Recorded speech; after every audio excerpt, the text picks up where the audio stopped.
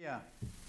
Benvenuti amici telespettatori, benvenuti all'appuntamento con l'informazione del TG13. Le principali notizie di quest'oggi. Un giovane nigeriano è stato bloccato all'aeroporto di Tessera. L'uomo risultava avesse ingerito 1,5 kg di cocaina e mezzo chilo di eroina. È accusato di traffico internazionale di sostanze stupefacenti. Nuovi guai per l'assessore regionale alla cultura Torrenti, reintegrato proprio ieri dalla presidente Serracchiani nella giunta. La Corte dei Conti ha aperto un'inchiesta bis per verificare l'esistenza di danno erariale. 30 nuovi profughi, per la maggior parte siriani, sono giunti oggi a Palmanova, presso il presidio sanitario allestito accanto all'ospedale. Fanno parte dei circa 400 rifugiati attesi in Friuli Venezia Giulia.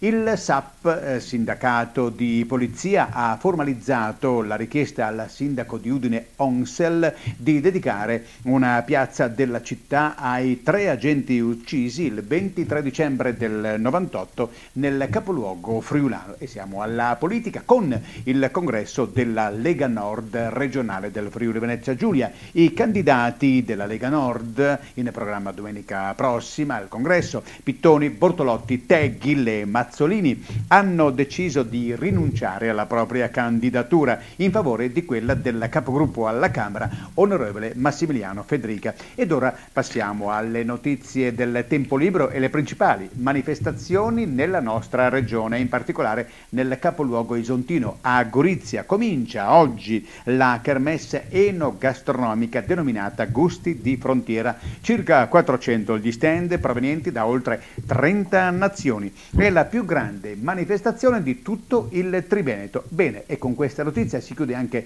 il nostro telegiornale. Grazie per la vostra cortese e gentile attenzione. L'appuntamento rinnovato alle prossime edizioni.